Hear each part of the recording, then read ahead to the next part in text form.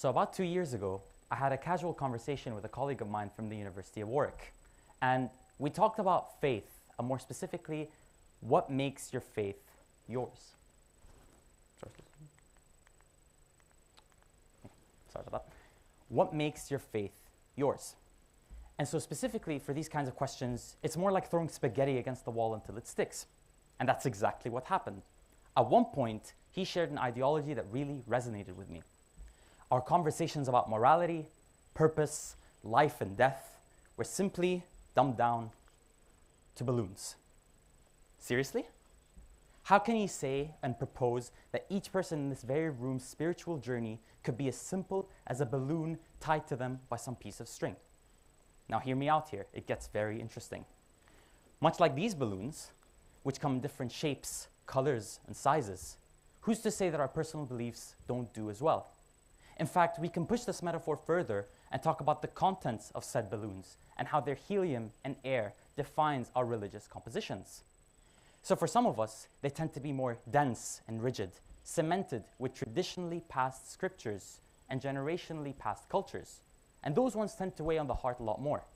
While for others, it's a mix of questions and existential crises, but those tend to take a smoother, more calmer, go-with-the-flow kind of approach. But what truly makes these religions formulate all these different forms of faith? Surely they can't really encapsulate every single form of faith to exist. Maybe tens or hundreds at max?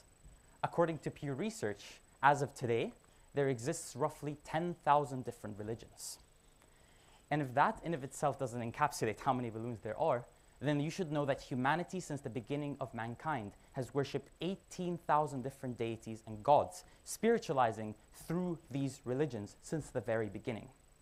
As you can see behind me, this exact demonstration of a graph shows the importance of religion to people throughout the world, and more specifically, how and what they showcase in their forms of faith, irrespective of what their religion actually is. And so, I'd like to pose this further argument. Suppose our conversation continued, which it did, and as university students' conversations usually do, it tends to dip in higher areas of controversy, or controversy, as I wasn't told earlier. And so, we started speaking about violence in regions around the world, and more specifically, ones as a result of religious discrimination and religious harassment. And so we came to the conclusion that in a space of balloons in such close proximity, there will always exist certain balloons who try to cause friction and take up more space. And in modern theology, existential questions such as why are we here and what is our purpose have shown to build a sense of insecurity, especially when other people's answers are thrown in your face. The statistics in the 2010s onwards have shown this, showing that harassment towards religious practice has peaked in over 168 different countries. And this palpably shows that many of us think our own balloons are better, prouder, and therefore more truthful than everyone else's. And honestly, I can't blame you. But if I stood in this exact room and told each and every single person that what their entire life was based on, its entire plane of existence, was a pure fallacy, you'd all shake your heads in disbelief and rejection, wouldn't you? And so the idea is this: what gives me the right? And therefore, what gives anyone the right? How can I stand here and say that this compelling notion for my self-entitlement doesn't make me a hypocrite?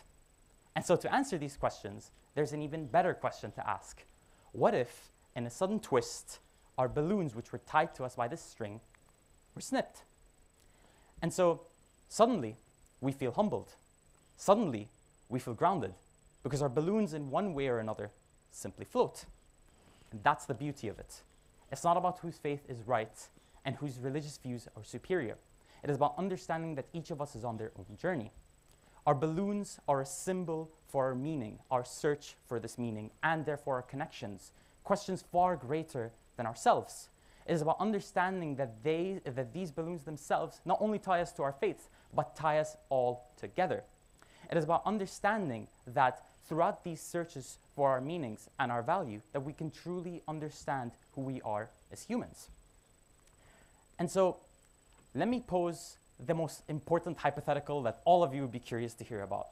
Let's imagine a world with only one type of balloon. Let's imagine a world with only one religion, a world where the appreciation of difference ceases to exist.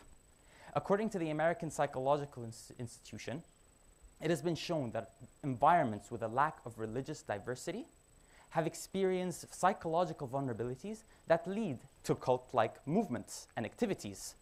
And so this can obviously be attributed to the fact that without the existence of alternative beliefs, that humans could tend to be easily taken advantage of by cult-like organizations who can impose their truth as the only absolute truth and demand total loyalty.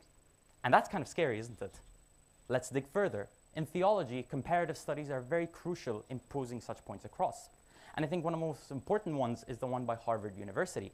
Harvard highlights that the key way to stifle any form of critical thinking, empathy, and any form of coexistence and mutual respect is to put yourself in an environment with no difference in religion. And I think that this research time and time again has shown us that regardless of your own views, it is crucial for you to remember that your existence and those around you will only be for the better. And so what better way to understand our own forms of coexistence than to look at the elements which make up our faith? Arguably, the most discriminatory of actions occur by individuals that are religiously inclined. And I think that's quite a shame because in reality of it, the most invaluable insights are the ones found in the marvels of Scripture. And so let's take a couple of examples. So the first example I'd like to highlight is in the Quran. And as it says in Surah Al-Hujurat, Surah number 49, verse 13, Bismillah ar-Rahman ar-Rahim, يا أيها الناس إنا خلقناكم من ذكر وأنثى وجعلناكم شعوبا وقبائل لتعارفوا إن أكرمكم عند الله أتقاكم إن الله عليم خبير. And that roughly translates to, O mankind, we have created you from male and female and put you into peoples and tribes so you may know one another. The most noble the most noble of you in the sight of Allah is the most righteous of you. Indeed, Allah is most knowing and acquainted. And if 1.8 billion people wasn't enough for you, let's look at the Bible. In Romans 14:13, it says, therefore let us stop judging one another. Instead, make up your mind to not only put any stumbling block or obstacle in any other brother's way. And that comes from Romans 14:13. 2.4 billion other people wasn't convincing? Let's take a look at the Bhagavad Gita.